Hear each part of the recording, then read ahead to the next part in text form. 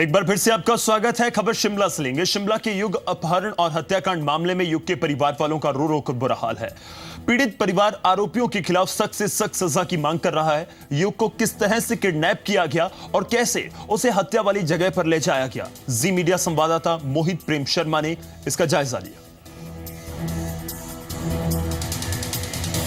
जब युग को अगवा किया गया था, हम वहीं पर हैं। आपको बताते हैं कि कहां से युग आया था और कहां से उसे अगवा किया गया। जो आरोपी के बयान है उसके मुताबिक ये सामने जो आप देख रहे हैं ये युग की दुकान है, यानी युग के जो पिताजी हैं यहां पर दुकान चलाते हैं और शाम को 7 बजे के करीब वो यहीं थे और युग भी उनके साथ था। और इस बीच बारिश हो रही थी और ऐसे में युग यहां से निकलकर इस बाजार से होकर के, राम बाजार से होकर के अपने घर जाता है। उसे यहाँ से इस दुकान से लेकर इस दरवाजे तक, जो कि ये युग का घर का दरवाजा है, जो मेन डोर है, यहाँ तक इस जगह तक कोई छोड़ता है। उसके बाद जो बयान है आरोपियों के, जिस तरह से जो आरोपियों ने बताया है कि यहाँ तक, सीआईडी को बताया कि यहाँ तक जो है किसी ने युग को छोड़ा और यहाँ पर जो है चंद्र शर्मा नाम का आरोपी जो है वो घात लगाए बैठा था पहले से ही। और फिर जब युग यहाँ तक पहुँचता है, इस जगह तक जब वो पहुँचता है तो उसे वो चॉकलेट का लालच देकर अपने पास बुलाता है। युग उसके पास जाता है और यहाँ से युग को जो है चंद्र शर्मा नाम का जो आरोपी है इन सीढ़ियों के साथ ऊपर ले जाता है। और जब यहाँ से वो ऊपर जाते हैं तो सामने जो दूसरा आरोपी है तेजपाल सिंह, वो उसका जो गोदाउन है वो सामने युग के घर के ऊपर, यानी इसी बिल्डिंग में उसका वो गोदाउन है सामने, और वहां पर युग को ले जाया जाता है। उसे इसी गोदाउन में एक डब्बा होता है, डब्बे में युग को बंद कर दिया जाता है और यहाँ से एक दरवाजा जो पिछली तरफ है वहां से युग को अपने साथ जो है वो दोनों आरोपी इसी रास्ते के जरिए, इन तंग तरार गलियों में के जरिए यहाँ से कार्ट रोड जो कि मेन रोड है वहां पे ले जाते हैं और वहां से वो उसे गाड़ी में डाल करके उस कमरे में ले जाते हैं जहां पर उसे 7 दिन के लिए रखा गया था। और इस दौरान जो है जब उसे वहां पर रखा गया तो ये भी आरोपियों ने कबूला है कि उसे शराब पिलाई गई और उसे बेहोशी की हालत में जो है बाद में एक टैंक में डाल दिया गया जहां पानी था, जिसके बाद जो है युग की मौत हो गई। उधर गुजरात के मेहसाना से हैरान करने वाला वीडियो सामने आया कि अंडरपास में बीच पानी में फंसे दंपति को रेस्क्यू करके बचाया। गुजरात के मेहसाना में भारी बारिश से चलते अंडर ब्रिज के पास फंसी गाड़ी में सवार लोगों को रेस्क्यू ऑपरेशन के बचाया गया। तस्वीरें गुजरात के मेहसाना की हैं, जहां बाढ़ के पानी में एक कार फंस गई। कार अचानक डूबना शुरू हुई तो कार में बैठे दंपति की सांसें अटक गईं। तस्वीरों में आप साफ देख सकते हैं, ये किसी नदी का नजारा नहीं है, बल्कि ये एक सड़क है और ये कार एक अंडरब्रिज के नीचे फंस गई है। हालांकि कार को डूबता देख इसमें फंसे दंपति को बचाने के लिए एक बेहद मुश्किल ऑपरेशन को अंजाम दिया गया। एक लंबी रस्सी के जरिए बचाव कर्मी कार तक पहुंच ही गए। बचाव कर्मी जैसे तैसे कार में दाखिल हुए। लंबी जद्दोजहद के बाद इस दंपति को सुरक्षित बाहर निकाल लिया गया। बताया जा रहा है कि ये दंपति एनआरआई है। एक तरफ यह यूपी, राजस्थान, मध्य प्रदेश और बिहार में भारी बरसात से चलते लोगों को बाढ़ जैसे हालात का सामना करना पड़ रहा है। कैमरामैन हरविंदर के साथ जसविंदर बब्बर, जी मीडिया। और अब खबर दिल्ली से। निर्भया गैंगरेप केस के दोषी विनय शर्मा ने कल रात तिहाड़ जेल में खुदकुशी की कोशिश की। निर्भया गैंगरेप के दोषी विनय ने तिहाड़ जेल में आत्महत्या करने की कोशिश की है। दिल्ली की तिहाड़ जेल में बंद कैदियों की सुरक्षा पर फिर गंभीर सवाल खड़े हो गए हैं। बीती रात जेल नंबर 8 में निर्भया गैंगरेप के दोषी विनय ने आत्महत्या करने की कोशिश की। विनय ने रात 12 साढ़े 12 बजे के बीच पेन किलर्स की ओवरडोज ले ली। इसके बाद विनय ने गमछे से फांसी लगाने की कोशिश की। सुरक्षा कर्मियों ने विनय को दीनदयाल उपाध्याय अस्पताल में भर्ती कराया है, जहाँ विनय की हालत गंभीर बनी हुई है। वो सुसाइड किया है, करने की कोशिश किया है। मैं तो अगर वो भी एक मर गया, दूसरा ये भी मर जाता तो मुझे तसल्ली होती कि कम से कम एक पापी से धरती का बोझ हल्का हुआ। लेकिन ये सब हमारे कानून व्यवस्था का ढीलापन का संकेत है। वो कहता था कि पापा हम मरना नहीं चाहते हैं और हम मेहनत करेंगे, लड़की की शादी करना, छूट के आएंगे तो लड़की की शादी करेंगे। सूत्रों के मुताबिक विनय पिछले हफ्ते चेकअप के लिए डीटीयू अस्पताल गया था, वहीं से उसे पेन किलर दवाइयां मिली थी। गैंगरेप के दोषी विनय पर तिहाड़ जेल में पिछले साल कैदियों ने भी हमला किया था। हमले में विनय का हाथ फ्रैक्चर हो गया था। दिल्ली से ब्यूरो रिपोर्ट के साथ दिनेश कुमार, जी मीडिया।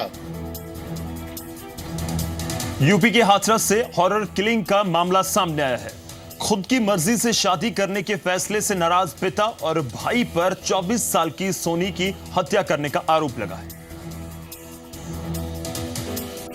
यूपी के हाथरस में हॉरर किलिंग से पहले बनाए गए वीडियो के वायरल होने से सोनी की हत्या का सच सामने आ गया है। चलती ट्रेन में बनाया गया ये वीडियो 18 अगस्त का है, जब सोनी का परिवार उसे मुंबई से हाथरस के सिकंदरा राव लेकर आ रहा था। सोनी ने ट्रेन के टॉयलेट में वीडियो रिकॉर्ड किया, जिसमें उसने अपनी हत्या का अंदेशा जाहिर किया था। अगले दिन सोनी की हत्या कर दी गई। सोनी अपने मामा के बेटे इमरान से शादी करना चाहती थी। मैं किसी से शादी करना चाहती हूँ। ये लोग मुझे, मेरे पापा, मेरे भाई दोनों मुझे मारना चाहते हैं, इसलिए मुझे ये लोग गाँव लेके जा रहे हैं। पुलिस के मुताबिक हत्या में सोनी की मां भी शामिल थी। वीडियो क्लिप के माध्यम से हमको जानकारी हुई है, उसको फर्स्ट एफआईआर मानते हुए मुकदमा दर्ज कर दिया गया है। हत्या के बाद उसके पिता और भाई ने उसकी लाश को दफना दिया। सोनी की हत्या के बाद से परिवार के सभी सदस्य फरार हैं। सोनी अपनी मर्जी से शादी करना चाहती थी, जो परिवार को पसंद नहीं था। अगली खबर का रुख करते हैं। अगली खबर ओडिशा से एक हैरान करने वाला मामला सामने आया। ओडिशा में सरकारी अस्पताल से एम्बुलेंस नहीं मिलने पर एक युवक को पत्नी की लाश कंधे पर रखकर 10 किलोमीटर पैदल चलना पड़ा। ओडिशा में पत्नी के शव को कंधों पर उठाकर 10 किलोमीटर तक ले जाने की पति की मजबूरी ने सूबे के स्वास्थ्य विभाग की कारगुजारियों की पोल खोल दी है। ओडिशा में सरकारी अस्पताल की बड़ी संवेदनहीनता सामने आई है। दरअसल सरकारी अस्पताल से एम्बुलेंस नहीं मिलने पर एक युवक को पत्नी का शव कंधे पर रखकर 10 किलोमीटर पैदल चलना पड़ा। हैरान करने वाला ये मामला ओडिशा के कालाहांडी जिले का है। दाना मांझी नाम के युवक की पत्नी की सरकारी अस्पताल में मौत हो गई। अस्पताल ने जल्दी बॉडी ले जाने को कहा, न एम्बुलेंस दी न ही मॉर्चरी वैन।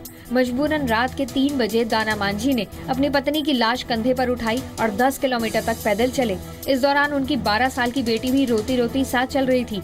करीब 10 किलोमीटर पैदल चलने के बाद इसकी जानकारी डीएम को दी गई, जिसके बाद एम्बुलेंस को बुलाया गया और पत्नी के शव को 50 किलोमीटर दूर उनके गाँव पहुँचाया गया। आपको बता दें कि मांझी की 42 साल की पत्नी लंबे वक्त से टीबी की बीमारी से जूझ रही थी, जिसके लिए उन्हें 60 किलोमीटर दूर अस्पताल में भर्ती कराया गया था। अस्पताल प्रशासन दाना मांझी की मदद करने के बजाय उसे पत्नी के शव को जल्द से जल्द घर ले जाने पर जोर देता रहा। ब्यूरो रिपोर्ट के साथ हरप्रीत सिंह, जी मीडिया। और अब खबर कश्मीर से। 2 दिन के दौरे पर जम्मू कश्मीर पहुंचे गृह मंत्री राजनाथ सिंह ने आज सभी लोगों से कश्मीर में शांति की अपील की। कहा, बच्चों के हाथ में पत्थर नहीं, कंप्यूटर पकड़ाइए। कश्मीर में शांति बहाल करने की केंद्र की कोशिश का कांग्रेस ने स्वागत किया है। दौरे के दूसरे और आखिरी दिन गृह मंत्री राजनाथ सिंह ने राजनीतिक दलों और सिविल सोसाइटी के सदस्यों से मुलाकात की। राजनाथ सिंह सीएम महबूबा मुफ्ती से भी मिले। राजनाथ ने कश्मीर के युवाओं के हाथ में पत्थर थमाने वालों पर निशाना साधा। 17 साल, 18 साल, 15 साल, 20 साल के नौजवान, उनके हाथों में कंप्यूटर, कलम, बुक्स होनी चाहिए। कौन लोग हैं जो उन्हें इजाजत देते हैं पत्थर उठाने की? क्या उन बच्चों के भविष्य की को बनाने की गारंटी वह दे सकते हैं? और विद इन फ्यू डेज हम लोग इस पैलेट गन का एक विकल्प, इसका अल्टरनेटिव देंगे। महबूबा मुफ्ती ने भी कहा कि 95% कश्मीरी शांति चाहते हैं, लेकिन 5% लोगों को ये मंजूर नहीं। 95% कश्मीर के लोग पीसफुल मीन से हल चाहते हैं, डायलॉग से चाहते हैं, मगर 5% क्योंकि बदकिस्मती से जो मिसक्रिएंट्स हैं हमारे बच्चों को शील्ड बना के फौजी कैंपस में हमला करवाते हैं। कांग्रेस ने केंद्र सरकार की पहल का स्वागत किया। कश्मीर के बड़े हिस्से में कर्फ्यू का आज 48वां दिन है। घाटी में अभी भी मोबाइल इंटरनेट पर पूरी तरह से पाबंदी है। कई इलाकों में पब्लिक ट्रांसपोर्ट के साथ दुकानें, प्राइवेट ऑफिस, स्कूल, कॉलेज और पेट्रोल पंप भी बंद हैं। हिंसा में 65 लोगों की मौत हुई है, 2 जवान शहीद हुए हैं, करीब 8000 लोग घायल हैं। अलगाववादी नेताओं ने कश्मीर में बंद 25 अगस्त से बढ़ाकर 1 सितंबर कर दिया है। ब्यूरो रिपोर्ट के साथ मोहित प्रेम शर्मा, जी मीडिया। उधर इटली में भूकंप से हुई तबाही का एक वीडियो सामने आया है, जिसने एक बार फिर साबित कर दिया है, जाको राखे साइयां मार सके ना कोई। भूकंप के बीच थर्राए इटली में घबराए लोगों को गम के बीच एक बच्ची ने मुस्कुराने की वजह दी। तबाही की ये तस्वीरें देखकर कोई भी सहम जाएगा। एक झटके में शहर के शहर तबाह हो गए, मकान मलबे में बदल गए, खुशियों के बीच मातम पसर गया। लेकिन गम और उदासी के बीच एक तस्वीर ने लोगों को मुस्कुराने की वजह दे दी। मलबे से लोगों को निकाल रहे बचाव दल के हाथ में एक बच्ची है। बच्ची की उम्र 10 साल है। ये बच्ची 17 घंटे से मलबे में दबी थी। मलबा हटाते वक्त बचाव कर्मियों को बच्ची की आवाज सुनाई दी।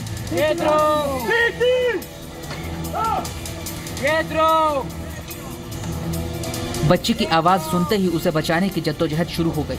सभी बचाव कर्मी मलबा हटाने लगे, तभी बच्ची का हाथ दिखाई दिया।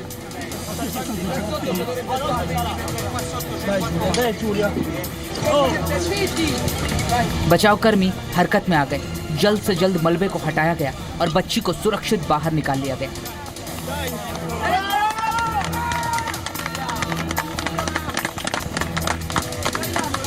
हर मलबे के नीचे से लाशों को हटाने वाले बचाव कर्मियों ने जब बच्ची को सुरक्षित बाहर निकाल लिया तो उस मातम के माहौल में पल भर के लिए खुशियां भी बाहर आ गई। बचाई गई बच्ची लगभग 17 घंटे मलबे के नीचे दबी रही, जिसे राहत दल बच्ची को सुरक्षित निकालने में कामयाब रहा। ब्यूरो रिपोर्ट, राज टाकिया, जी मीडिया।